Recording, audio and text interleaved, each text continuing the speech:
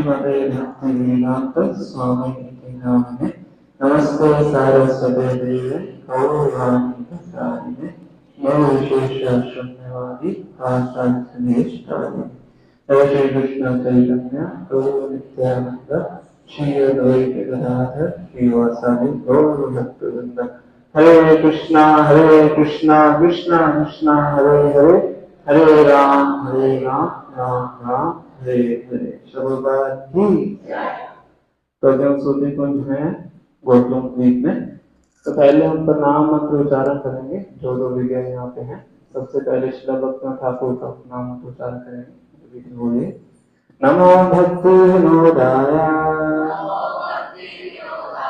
सच्चिदानंद नामिने गौर शक्ति स्वरूपाय रूपानुगरायते नित्यानंद नमस्तुभ्यं प्रेमानंद प्रदायते करुणानाशाय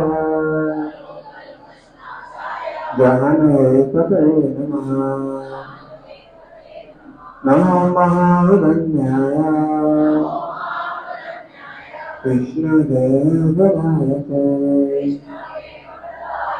कृष्णाय कृष्ण चैतन्य नामिने गौतमे नमः। हे कृष्णा करुणा सिंधु दीनबन्धो जगत्पते गोपेश गोपिकान्त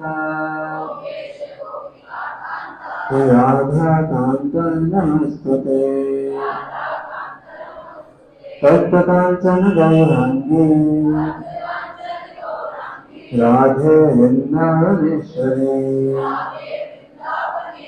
विश्वनाथसुते करुणानि हरि प्रिये। जय श्री कृष्ण चैतन्य प्रभु नित्यानंद श्री अद्वैत गदाधर श्रीवासादि गौर भक्तवृंद। हरे कृष्णा कृष्णा कृष्णा हरे हरे हरे राम राम राम हरे हरे। हरे कृष्णा। तो अभी हम गौतम द्वीप में हैं। गौतम द्वीप नवदा भक्ति के कौन से अंग को बताता है? बता देते बताइए। हमने कल ग्रुप में डाला था वो पूरा। कौन सा द्वीप कौन से अंग को दर्शाता है? गौतम द्वीप कौन से अंग को दर्शाता है? मतलब किसने नहीं पढ़ा उसको? ओरिएंटेशन में बताया था हमने। कीर्तन। तो गौतम द्वीप है नवदा भक्ति में, तो कीर्तन का जो अंग है उसको दर्शाता है। कीर्तन शब्द का जो अर्थ है वो आया है कीर्ति से। कीर्ति मतलब गुणगान। जब हम भगवान का गुणगान करते हैं, भगवान के नामों का गुणगान करते हैं, उसको बोलते हैं कीर्तन। तो इस द्वीप पे आके हमें ज्यादा से ज्यादा मात्रा में कीर्तन करने का प्रयास करना चाहिए। स्वयं श्री चैतन्य महाप्रभु यहाँ पे आते थे अपने संगी गणों के साथ और यहाँ पे संकीर्तन करते थे। भक्ति में भी करते थे और यहाँ पे आके कीर्तन किया करते थे। तो पहले थोड़ा सा समझेंगे गोत्रुम शब्द का क्या अर्थ है, कैसे इस द्वीप का नाम गोत्रुम द्वीप पड़ा, फिर इसमें जो विशेष स्थल है जहाँ पे हम जाएंगे उनके बारे में संक्षेप में हम चर्चा करेंगे। तो गोत्रुम शब्द का अर्थ है गो मतलब गाय और ध्रुव मतलब पेड़ वृक्ष। गो और ध्रुव। तो यहाँ पे जो सुरभि गाय है एक बहुत बड़े पेड़ के नीचे रह के श्री चैतन्य महाप्रभु की वर्शिप करते हैं, इसलिए इस द्वीप को बोलते हैं गो ध्रुव। जो अंतिम जगह में जाएंगे आज, वहां पे आपसे पूछा जाएगा, तो इसे ध्यान से सुनिए। गौतम शब्द का क्या अर्थ है? आप बताइए हितेशु।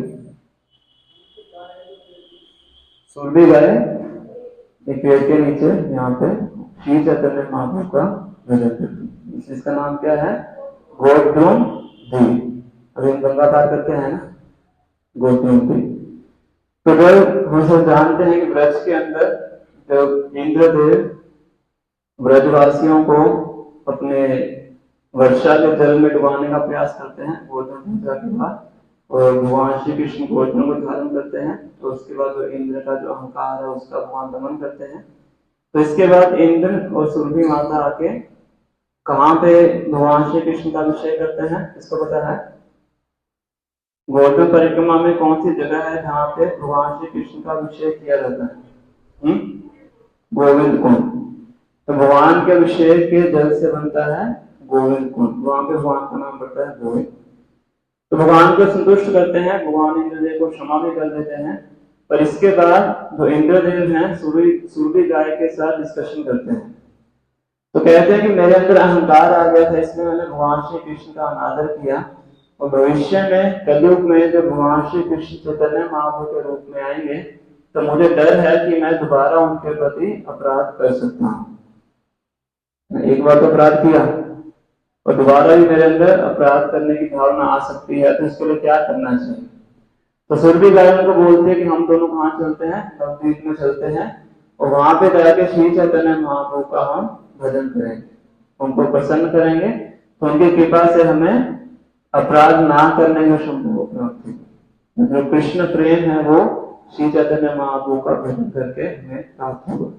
तो सुरभि गाय और इंद्रदेव यहाँ पे आते हैं, दोनों श्री चैतन्य महाप्रभु का भजन करते हैं, और महाप्रभु उनके आगे अपना जो सुंदर रूप है उसको प्रकट करते हैं। यहाँ पे फोटो भी है, पीछे आप देखिए, तो सुरभि गाय और इंद्रदेव के आगे श्री चैतन्य महाप्रभु प्रकट होते हैं। तो उनको बहुत अच्छा लगता है, उनसे इंद्रदेव भगवान के दर्शन करके संतुष्ट होते हैं। उसके बाद सुरभि का यहीं पे रह जाती हैं, तो बताया जाता है कि पेड़ के नीचे एक योजन उसका साइज बताया जाता है। अभी तो पेड़ हमारी दृष्टि के आगे नहीं है और दृश्य रूप से भी है, तो उस पेड़ के नीचे बैठ के सुरभि गाय क्या कर रही है? श्री चैतन्य महाप्रभु की वर्शिप करती है। तो इसलिए इस द्वीप का नाम क्या पड़ा है? गोद्रुम, गोद्रुम द्वीप। और एक और महत्वपूर्ण लीला यहाँ पे होती है, श्रीमद् भागवतम में मार्कंडेय ऋषि का वर्णन आता है। तो मार्कंडेय ऋषि एक वरदान प्राप्त करते हैं कि मुझे 7 कल्पों तक मुक्ति की प्राप्ति नहीं होगी। कितने कल्पों तक? 7 कल्प। और एक कल्प की कितनी अवधि होती है? एक कल्प किसको बोलते हैं?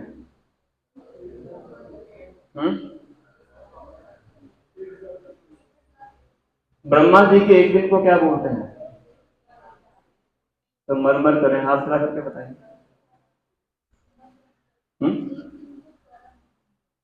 एक दिन में 14 मनवंतर, तो दिन को क्या बोलते हैं? ब्रह्मा जी के एक दिन को एक कल्प बोला जाता है। तो 7 कल्पों तक मृत्यु नहीं होगी, इसका मतलब क्या है? ब्रह्मा जी के 7 दिन तक वो जीवित रहेंगे। और ब्रह्मा जी का जब दिन खत्म होता है तो क्या होती है? प्रलय, आंशिक प्रलय होती है। जब ब्रह्मा जी सोने जाते हैं रात को तो उस टाइम पे आंशिक प्रलय होती है। महाप्रलय तो ब्रह्मा जी के 100 साल के बाद होती है। तो प्रलय आ जाएगी पर उनकी मृत्यु नहीं होगी। तो क्या करना पड़ेगा उनको? प्रलय का जो जल है उसके अंदर तैरना पड़ेगा। तो मार्कंडेय ऋषि ब्रह्मा जी की पूरी रात तक क्या करते हैं?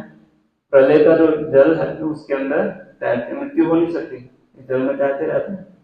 तो ना कुछ खा सकते हैं, ना कुछ पी सकते हैं, ना सोचिए आपको पूरा समुद्र के अंदर छोड़ दिया जाए, आप तैर ही रहे, बड़ा ज्यादा वो क्या हो जाते हैं?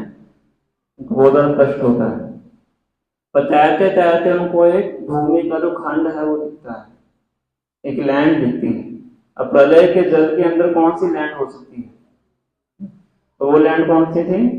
वो था नवद्वीप धाम। नवद्वीप धाम की, क्योंकि प्रलय के समय जिस भगवान का धाम है उसका क्षय नहीं होता है, जब सब कुछ नष्ट हो जाता है तब भगवान के धाम का क्षय नहीं होता है। भगवान भगवगीता के 8वें अध्याय में बताते हैं, परस तस्मात् भावन्यो अवक्तो अवत्यास्नात्मा यहासु सर्वेषु भूतेषु नश्यत्सु न विनश्यति, कि जब प्रलय के टाइम पे इस पूरे भौतिक संसार का नाश हो जाता है, मेरे धाम का कभी विनाश नहीं होता है। तो मार्कंडेय ऋषि को नवद्वीप धाम के दर्शन होते हैं और वहां पे वो क्या देखते हैं कि सुरभि गाय वहां पे है। तो सुरभि गाय है तो मतलब कौन सा द्वीप है? गोवर्धन द्वीप है। तो सुरभि गाय से वो उनकी भेंट होती है। सुरभि गाय उनको अपना दूध भी पिलाते हैं क्योंकि बहुत लंबे समय से उन्होंने कुछ खाया नहीं था। और सुरभि गाय उनको बताती हैं कि आप यहाँ पे श्री चैतन्य महाप्रभु का भजन कीजिए, इसको करके आपको सुख की अनुभूति होगी।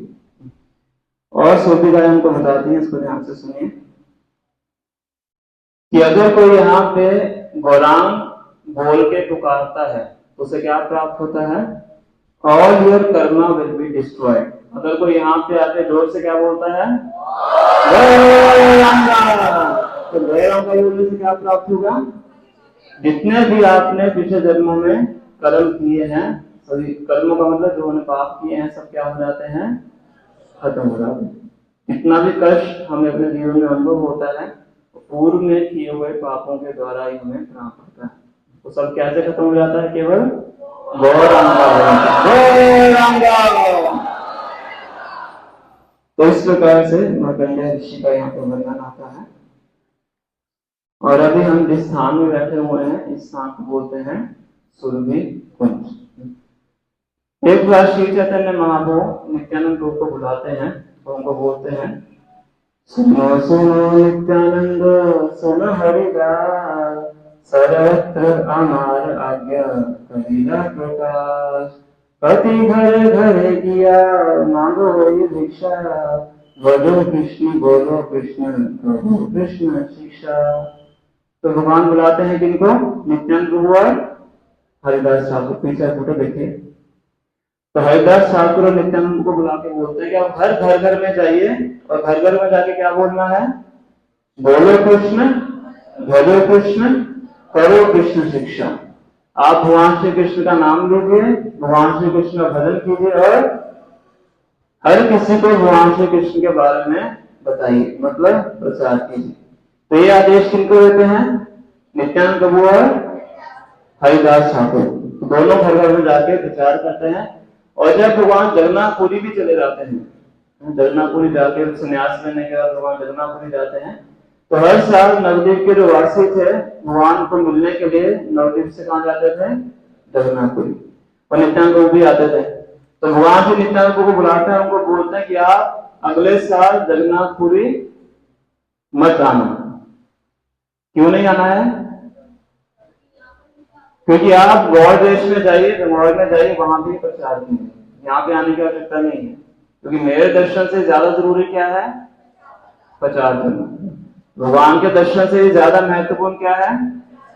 प्रचार करना। तो ये आज्ञा देके श्री चैतन्य महाप्रभु नित्यानंद को दोबारा वापस इस क्षेत्र में भेजते हैं। और यहाँ पे आके जो नित्यानंद प्रभु है, यहाँ जैसे अभी हमने सॉन्ग आया है, नादी अबोधू में नित्यानंद महाजन काती अच्छे नाम हट जीव रेखा। नाम हट मतलब हट किसको बोलते हैं?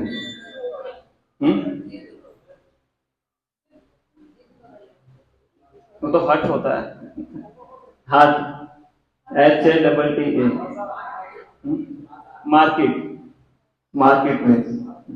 नाम हट, नाम हट मतलब नाम का बाजार, जहाँ पे नाम प्राप्त होता है ना। मार्केट में कुछ खरीदने जाते हैं तो क्या कुछ मूल्य देना पड़ता है ना, कोई चीज आपको परचेज करनी है। तो इस मार्केट का क्या मूल्य है? श्रद्धा मूल्य शुद्ध नाम सही हाथे पे दिखाए, कि केवल श्रद्धा का मूल्य देके आपको क्या प्राप्त हो जाएगा?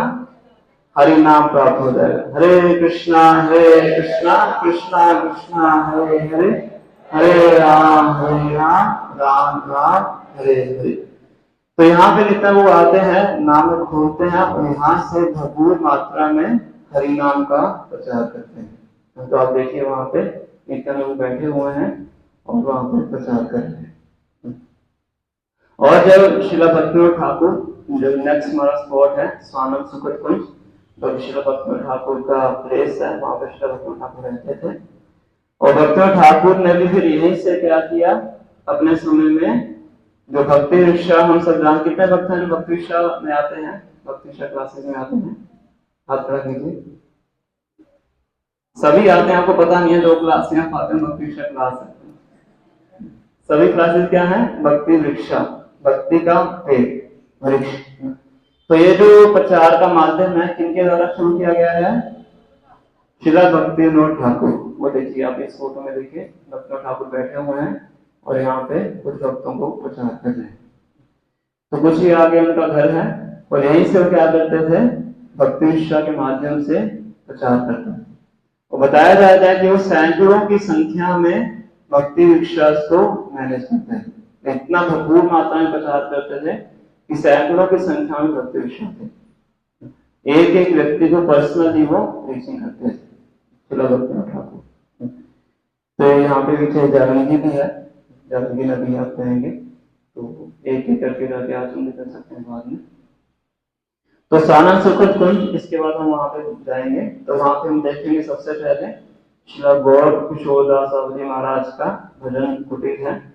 तो बताया जाता है कि उस प्लेस में हमारे जो 4 आचार्य हैं वो 4 आचार्य इकट्ठे होते थे। जो हमारे ऑल्टर में गुरु परंपरा की तस्वीर है, कितने लोगों ने नोटिस किया है, सबसे जो नीचे गुरु परंपरा की लंबी सी तस्वीर होती है, कितने भक्तों को ने नोटिस किया है, हमारे हर मंदिर के ऑल्टर में होती है, ऊंचा हाथ खड़ा कीजिए। तो बाकी ने नोटिस नहीं किया है, ऑल्टर में कौन सी फोटो होती है नीचे। तो जिन्होंने नोटिस किया है उनमें से कौन बताएंगे कि उनमें जो 5 आचार्य हैं उनके नाम क्या है, आश्रम में।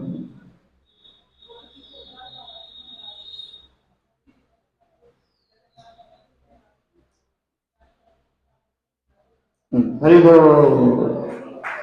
तो उसमें जो गोपाल जी के बाद जो 4 आचार्य हैं, श्री भक्ति सिद्धांत सरस्वती ठाकुर, श्री भक्तिनाथ ठाकुर, श्री गौर किशोर दास जी महाराज, श्री जगन्नाथ दास जी महाराज, तो चारों आचार्य वहां पे इकट्ठे होते थे।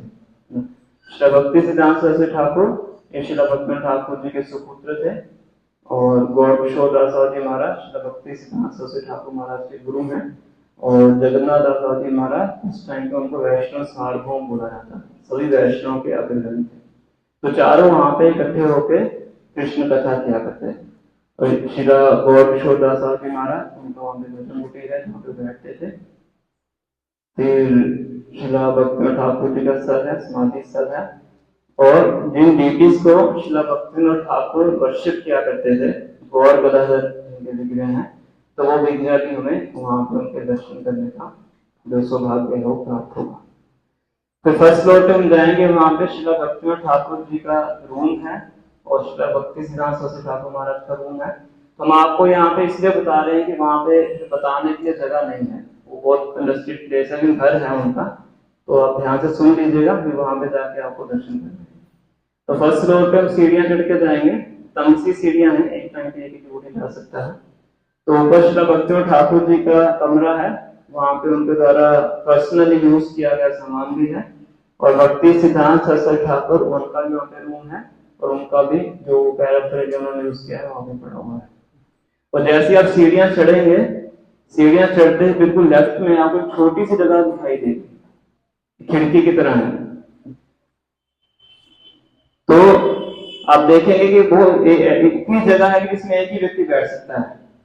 तो वो शिला भक्तिनाथ ठाकुर जी का जप करने का स्थल है, और वहां पे बैठते थे, बिल्कुल अंधेरी सी कुटिया है, अपना कान मुंह बंद करके कपड़े से बिल्कुल एकाग्रचित होकर वहां पे जप करते थे। तो जो आचार्य होते हैं अपने आचरण से हमें बताते हैं किस प्रकार से भक्ति करनी चाहिए। तो इससे हम सीख सकते हैं कि जब हम जप करें तो बहुत ही सावधानी से हमें जप करना चाहिए। सबसे पहले जो बाहरी डिस्ट्रैक्शन हैं, आज के समय सबसे बड़ी डिस्ट्रैक्शन क्या है, मोबाइल फोन, तो उनको दूर रखना चाहिए। और जो भी हॉर्न की आवाजें हैं, देखिए हम उनसे बचने के लिए, बाहर की आवाजों से बचने के लिए भक्ति ठाकुर ऐसी जगह में बैठते थे, अपना पूरा कान सब बंद करके जप करते थे। तो इस प्रकार से हमें जप करने का प्रयास करना चाहिए। और उसी घर में श्रीला भक्तिनाथ ठाकुर को अनुभूति होती है कि श्री चैतन्य महाप्रभु का जन्म स्थान कहाँ पे है। कल हम सबसे पहले कहाँ गए थे? सबसे पहली विजिट हमने कहाँ की थी? योगपीठ। योगपीठ क्या है? श्री चैतन्य महाप्रभु का प्राकट्य स्थल है।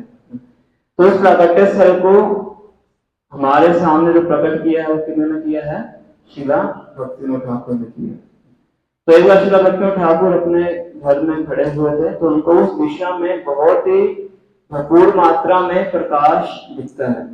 एक ऐसी प्लेस है गंगा पार करके जहां से क्या दिख रहा है? प्रकाश उनको दिख रहा है। तो उनको लगता है कि मुझे वहां पे जाके देखना चाहिए, निश्चित रूप से कोई महत्वपूर्ण स्थल है। तो भक्तिनाथ ठाकुर बहुत रिसर्च करते थे, तो रिसर्च करके उन्होंने पता लगाया था कि यहाँ पे इसी एरिया के आसपास क्या है? श्री चैतन्य महाप्रभु का प्राकट्य स्थल है। महाप्रभु के प्रकट होने के बाद जो गंगा है उसके रूट में थोड़ा सा इधर उधर होने के कारण जो प्राकट्य स्थल था वो सबको समझ में नहीं आ रहा था कहाँ पे है। तो भक्तिनाथ ठाकुर वहां पे जाके देखते हैं, तो वहां पे जाके क्या देखते हैं कि उस जगह के अंदर केवल एक ही पौधा उगता है। कौन सा? तुलसी का। उस पूरी लैंड पे कौन सा पौधा था? तुलसी प्लांट। तो जहाँ पे भगवान है वहां पे तुलसी महारानी है। तो वहां पे बातचीत करते हैं और वहां के जो लोग हैं बताते हैं कि यहाँ पे तुलसी के बिना और कुछ उगता ही नहीं है। तो इससे भक्तिनाथ ठाकुर को और पुष्टि हो जाता है कि ये क्या है?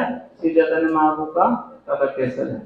और फिर भी सबके आगे इसको पुष्टि करने के लिए श्री भक्तिनाथ ठाकुर किनको लेके आते हैं?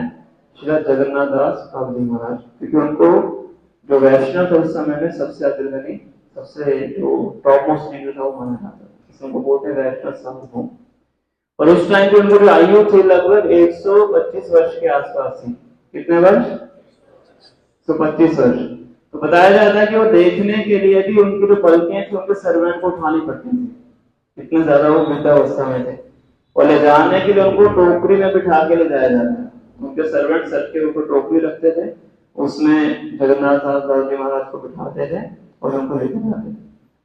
तो भक्तिनाथ ठाकुर सोचते हैं कि जब वो पुष्टि करेंगे कि ये निमाई का जन्म स्थान है तभी सब इसको स्वीकार करेंगे। तो उनके आग्रह पे श्री जगन्नाथ दास बाबू जी महाराज वहां पे आते हैं और जैसे उस स्थान में पहुंचते हैं तो बताया जाता है तो टोकरी से नीचे क्या करते हैं? कूद के आते हैं, क्योंकि चल नहीं पा रहे थे, देखने में सक्षम नहीं थे। वो क्या करते हैं? कूद के नीचे आके नृत्य करते हैं। और नृत्य करते हुए क्या बोलते हैं? यही तो निमाई जन्म स्थान। यही क्या है? निमाई का जन्म स्थान है। श्री चैतन्य महाप्रभु की, श्री भक्तिनाथ ठाकुर की। तो इस प्रकार से श्री भक्तिनाथ ठाकुर का जो बहुत बड़ा कॉन्ट्रीब्यूशन है कि जो श्री चैतन्य महाप्रभु का जो जन्म स्थान है हमें उसका दर्शन करने का जो लाभ है वो प्राप्त होता है। इसके बिना श्री भक्तिनाथ ठाकुर ने बहुत से आध्यात्मिक ग्रंथ भी दिए हैं, बहुत से वैष्णव सॉन्ग है जो हमें भक्तिनाथ ठाकुर जी के द्वारा दिए गए हैं। प्रमुखतः हम जिन वैष्णव गीतों का हम उनको गाते हैं वो भक्तिनाथ ठाकुर और नरोत्तमदास ठाकुर जी के द्वारा लिखे हुए हैं। और श्रीला भक्तिनाथ ठाकुर एक और भविष्यवाणी करते हैं। वो कहते हैं कि भविष्य में एक ऐसा शुद्ध भक्त प्रकट होगा जो श्री चैतन्य महाप्रभु के संदेश को कहां लेके जाएगा?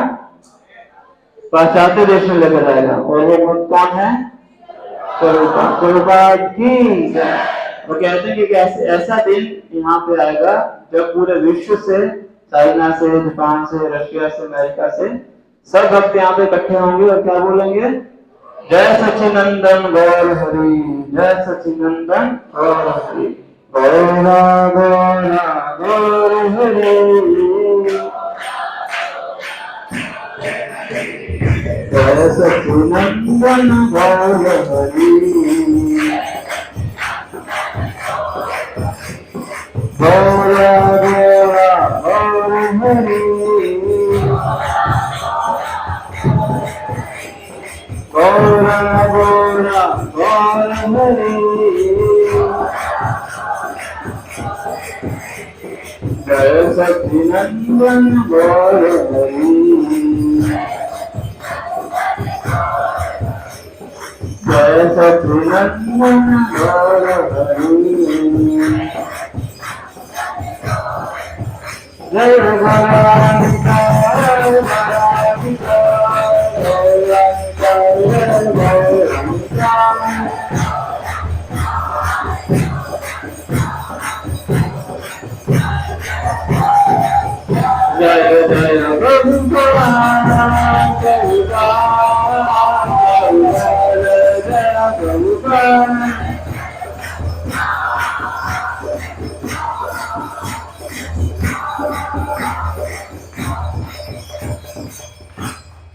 तो हम देखते हैं कि जब गौर पूर्णिमा का उत्सव होता है मार्च के अंदर, कभी फरवरी में आता है, कभी मार्च में आता है, तो उस टाइम हम देखते हैं कि पूरे विश्व से जो भक्त हैं कहाँ पे इकट्ठे होते हैं, मायापुर धाम में इकट्ठे होते हैं।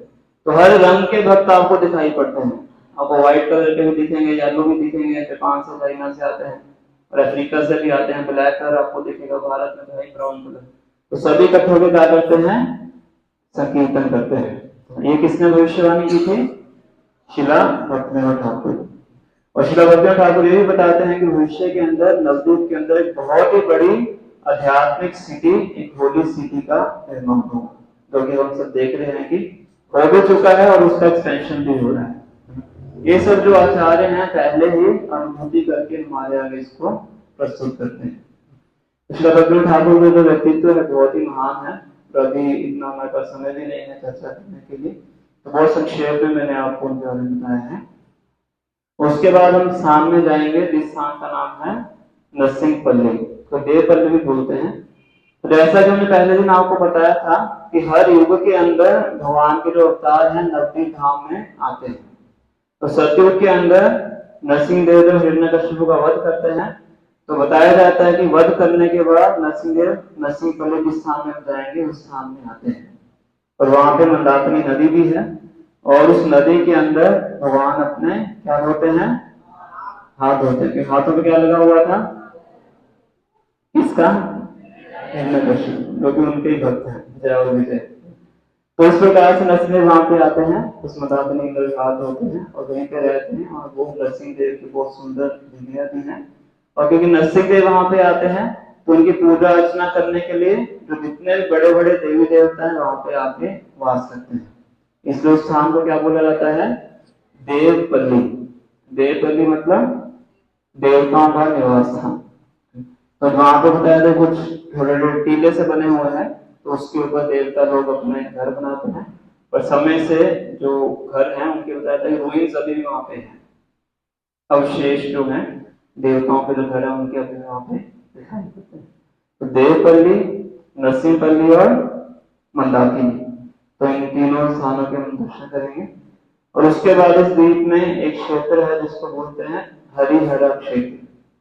हरि और हर मतलब, हरि मतलब भगवान कृष्ण, भगवान विष्णु बोल सकते हैं, और हर भगवान शिव। हरि और हर, तो इन दोनों का कॉम्बिनेशन का वहां पे विग्रह है। आधा विग्रह व्हाइट है और आधा विग्रह ब्लैक है। ब्लैक मतलब भगवान विष्णु, व्हाइट मतलब लॉर्ड शिव। तो वहां पे इनके विग्रह है। क्योंकि बताया जाता है शिव जी में और भगवान श्री विष्णु में बहुत गहरा संबंध है। कैसा संबंध है, ब्रह्मा जी ब्रह्म संहिता में इसका वर्णन करते हैं। जैसे दूध से दही बनता है, उस प्रकार से भगवान विष्णु से शिव जी का प्राकट्य होता है।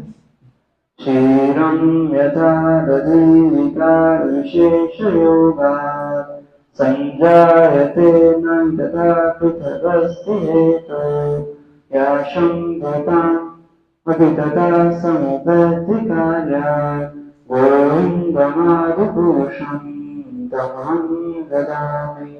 तो ब्रह्मा जी बता रहे हैं क्षीरम यथा दधि विकार विशेष योगा। क्षीर बोलते हैं दूध को। तो दूध के अंदर जैसे हम खट्टा डाल देते हैं तो क्या बनता है, दही बनता है। इसी प्रकार से जब भगवान श्री कृष्ण को इस भौतिक जगत के साथ डीलिंग करनी होती है तो एक अलग से अपना रूप धारण करते हैं, जिसको क्या बोलते हैं, शंभु, शिव जी। तो शिव जी और भगवान श्री कृष्ण में बहुत गहरा संबंध है। और शिव जी को क्या बोला जाता है, वैष्णव नाम यथा शंभु। सभी वैष्णव में शिव जी क्या है, अग्रगणी है। तो इसलिए वहां पे हम देखते हैं बहुत ही सुंदर विग्रह है। पास में अलकनंदा नदी भी है। और बताया जाता है कि ये जो स्थान है, हरिहर क्षेत्र है, ये काशी से अभिन्न है, इसलिए उसको महाकाशी बोला जाता है। और जो भी व्यक्ति उस स्थान में रहता है उसको शिव जी की कृपा प्राप्त होती है। कैसी कृपा प्राप्त होती है, कि वो शिव चैतन्य महाप्रभु की भक्ति में रहता है। और ये बताते हैं कि जो वहां पे शरीर छोड़ता है तो शरीर छोड़ने के समय शिव जी उसके कान में आके क्या बोलते हैं, इसका किया रहता है। और इस प्रकार से हरिहर क्षेत्र है। और और भी बहुत से प्लेसेस हैं यहाँ पे, ये आप देखिए। एक गौरदहा नाम का एक स्थल है, उसकी उसके पास का इनका वर्णन किया गया है। आम घाट में है। तो गौरदहा जो प्लेस है, बताया जाता है कि श्री चैतन्य महाप्रभु अपने संगी जनों के साथ भगवत रूप में यहाँ पे आया करते थे। और जैसे भगवान श्री कृष्ण व्रज में क्या करते थे, क्या चराते थे, गाय चराते थे, ग्वाले थे। तो यहाँ पे भगवान जब आया करते थे तो उनकी यहाँ पे ग्वालों से भेंट होती थी। पर इस अवतार में भगवान किस तरह से प्रकट होते हैं, ब्राह्मण के पुत्र के रूप में प्रकट होते हैं। पर ओरिजिनल भगवान क्या है, भगवान है। तो इस तरह से लीला होती है। तो गौरतहा में जब भगवान आते हैं तो वहां पे एक सरोवर होता है, उस सरोवर के अंदर एक बहुत बड़ा मगरमच्छ रहता है। यहाँ पे दिख रहा है ना आपको मगरमच्छ।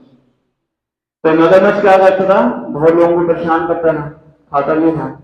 पर जब भगवान यहाँ पे जाते हैं तो मगरमच्छ बहुत ही आसानी से बाहर निकल आता है। भगवान जब उसको टच करते हैं अपने पाँव से, तो वो मगरमच्छ क्या रूप धारण कर लेता है, क्या दिख रहा है आपको ऊपर,